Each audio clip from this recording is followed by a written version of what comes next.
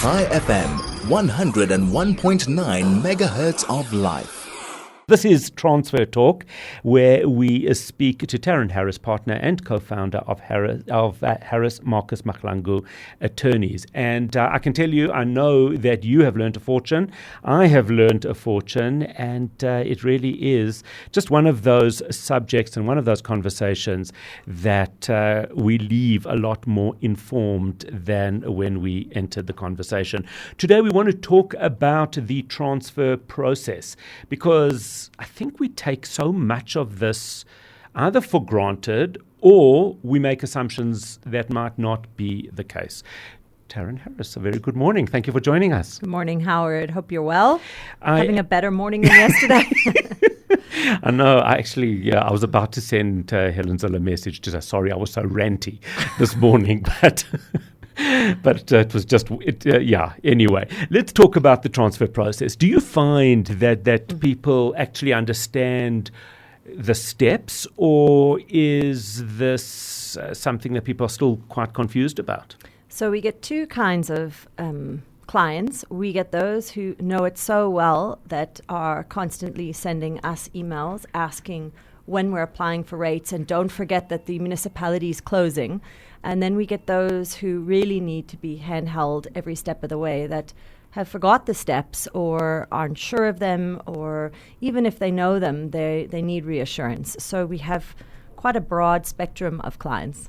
So, okay, let's go through what these processes are. Okay, so when you anticipate selling, as I've mentioned previously, the moment you do, if you have a bond over the property, as mentioned, you need to notify your bank that you intend on selling, because soon as you sell your property and that transfers, remember you have a penalty period with your bank for generally 3 months.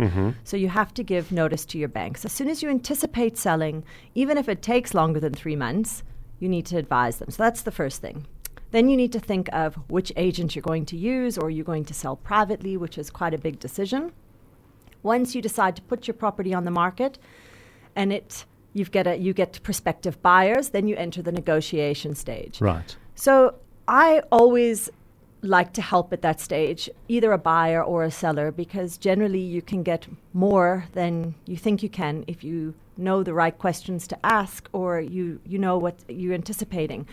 Your agent is generally a good guide, but they know a lot about property, where we know a lot about the legal side. And I would imagine you also circumvent a lot of issues that you might have if you do this correctly from the get-go. Absolutely. I mean, a lot of the issues and the problems that I have dealt with on the previous shows about problems in the property or disclosures, or perhaps to bring down tax, you're paying more in transfer duty. There's a lot of ways to structure your deal that can assist a buyer or a seller. I know it's a bit controversial, because a lot of your clients are going to be the estate agents. But do you think, as a rule, estate agents are telling their clients, listen, we're about to go into it, do you maybe want to make sure that you talk to an attorney, talk at this stage?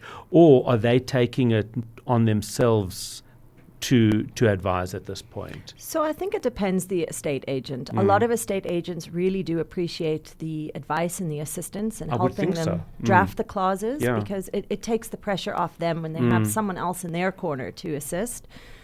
Some agents have been doing it for so long that they have their systems and they know it so well that they like to take control. So it really, I think, depends on the experience and the agent. Okay. So then moving on to... So now you've sold your property. Okay. Mazel tov. Very nice. Very nice. You got your price even, nearly. And now you're excited, but now there's other stresses. So now you have to think about, and it's the biggest questions that people ask. How long is this process going to take? How long do I have to pack up my house? When am I going to get the keys? And that creates obviously a lot of anxiety for both a buyer who, they've got kids and maybe need to move schools, or they're changing, or you've got a seller who, they're immigrating, or they're moving to Cape Town, or they're moving across town and they need to plan their lives. How long does this take? It's the common question when you sign. Right. So obviously that depends on a lot of things. It depends on, is there a suspensive condition that it's subject to the buyer selling their property? Is it subject to a bond?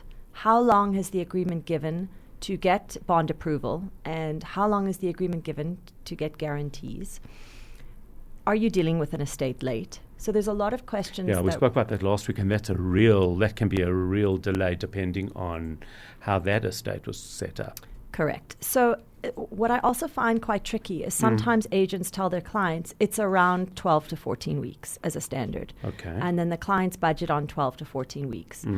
But we can sometimes get deals through in 6 weeks, even if there are bonds. So it really depends on all the parties. If all the parties are willing and eager and they want to move ahead, we can move quite quickly. Right. So I would say generally from the time you sell to the time it registers, you're generally looking anywhere between 7 to 11 weeks. That's pretty much a standard. Right. So, but I know I'm going to give you a shameless plug, but if you have the right people on your team, then you stand a better chance of doing this quicker. yes. So I'm going to give you an example that I had this morning. Okay. Just before I was on air, I was actually calling an estate agent just to fill them in that we received a copy of a deed where the seller said they had the original, and I looked at the deed, and it was a half share. So what had happened was she had bought the property with her and her late husband in one deed, married out of commune of property. He passed away, and then his half share was transferred to her in another deed. Okay. So she holds the property in terms of two deeds. Right, got one, it. her original half share that she bought with him, and one when she inherited one. And she said she had the original title deed. I said, great. When I looked at the deed, I realized it was a half share and she'd only sent me one. So I went back to her last night and I said, we've got your half share. Do you have your other original deed when you purchased in 2011? So I went through and explained, and she said, I'm not sure. Let me check with the executors. They might have had it when we did the last transfer.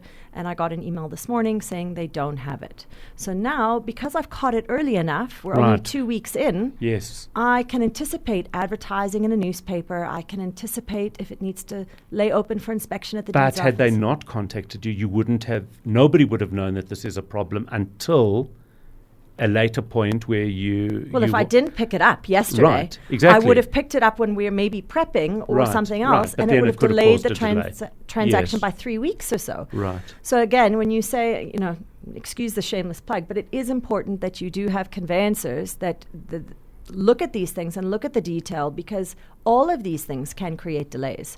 So timing is quite important, but you need people to know what to anticipate. Yes, because otherwise it becomes pointless. What is happening in terms of the deeds office lodging? Because we hear all sorts of things. Okay, so I'm just going to take you back a step. So now we've signed. Okay. The buyers are applying for their bond. It's really good to go with a bond originator, even if you have a great relationship with your bank, because they will get the banks to fight for your business. So you can get better rates if they compete. That's good advice. So even if you've been with, let's say, F&B or Standard Bank for 20 years, go get a bond originator, because let's say you get a better bank rate with F&B. You can take that rate and go to Standard Bank and say, listen, you've had my business for 20 years. Why is F&B giving me a better rate? Can you match it? Can you better it? So it's always great to use a bond originator. They know what they're doing. They're quick.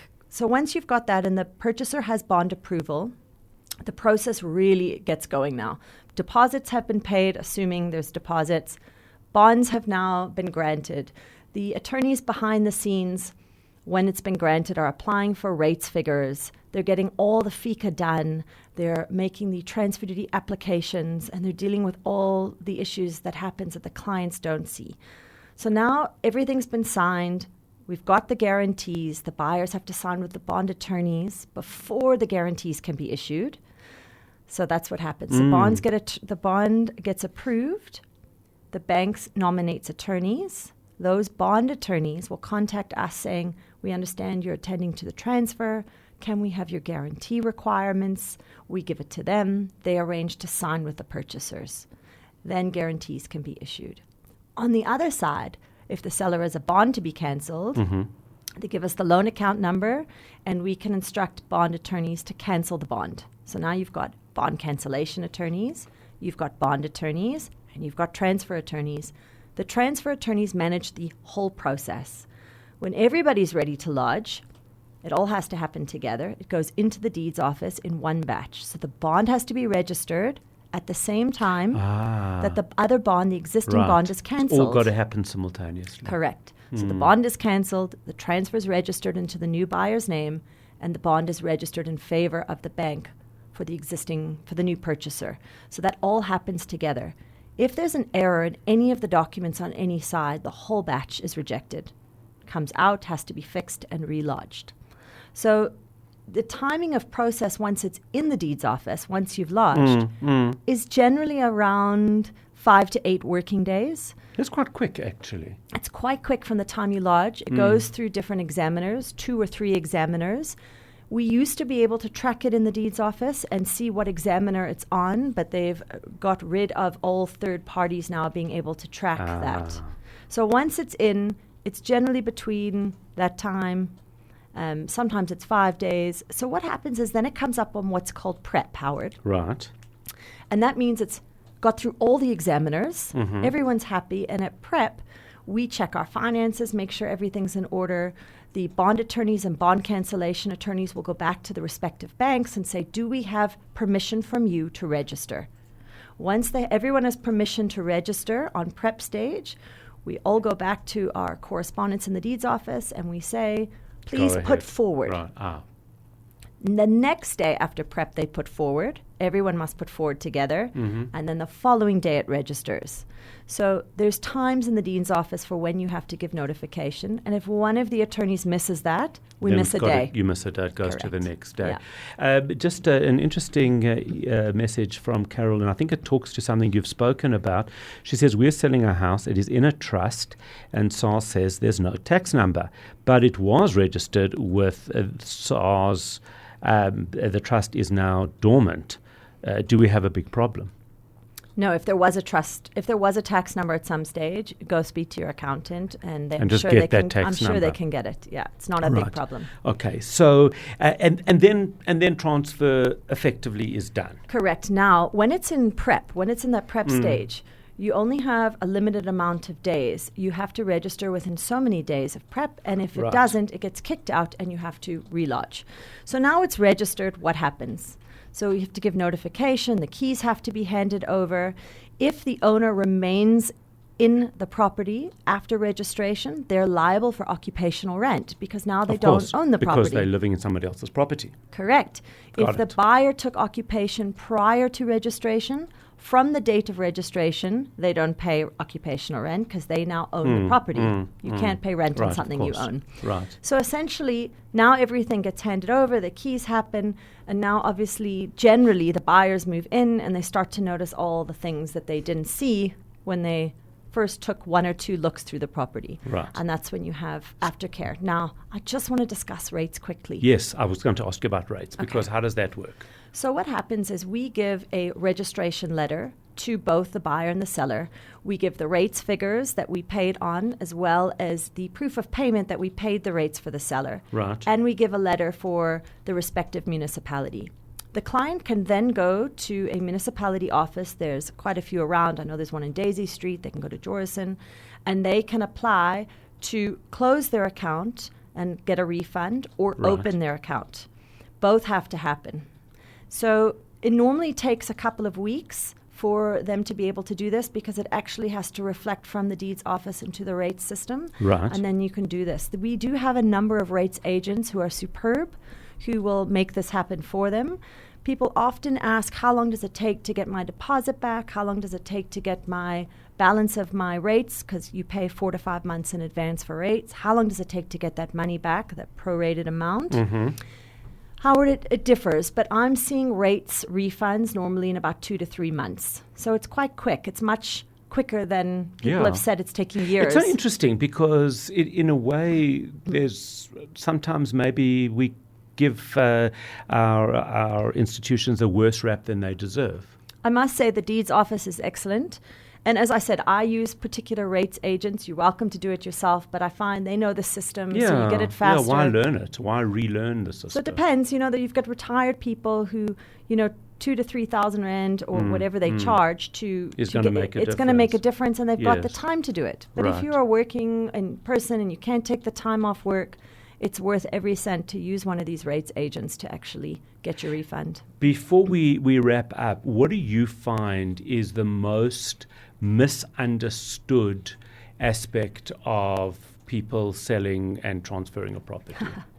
A lot of people think conveyancers literally plug things into a computer and it generates admin and we just sign it off. And they don't think the fees are justified for the work that gets done. Right. So I don't think a lot of people understand how much happens behind the scenes, because a conveyancer's job is to make it seamless for their clients. Give feedback reports, make sure once a week, make sure everybody's kept up to date. So if you're doing it properly, it seems seamless and easy, but there's so much happening behind the scenes. So a lot of time, the work that goes into it doesn't seem justified for the fee that's being paid, but that's because you're not dealing with the problems. So I think sometimes that's quite tricky, and also just managing clients' expectations. Yeah, Buyers and sellers have different expectations sometimes, so it's just managing, and agents, managing everybody. Everybody, yes, I think that's also part of it. It's just having somebody on your team that actually understands the dynamics, understands whose job is what, and can demand it. Because I think often it's like that situation where you renovating and your builder says, no, it's the plumber's fault, and the plumber says, no, it's the electrician, and you actually don't know. Here you've got, it's really the same thing. There's a lot of different players, and having somebody on your team managing it for you is probably going to save you a lot of time, money, and frustration. And there's a lot of outside factors. You've got three different sets of attorneys, 4 if there's an estate late, someone managing the estate. You've got SARS, you've got City of Johannesburg, you've got the agent, you've got the buyer and the seller. So you've got electricians and solar and gas compliance. There are so many aspects, Yeah. and which is why you want the right team on board. Taryn Harris, partner, co-founder of Harris Marcus Mahlangu Attorneys. Thank you, as always. My pleasure. Thanks, Howard.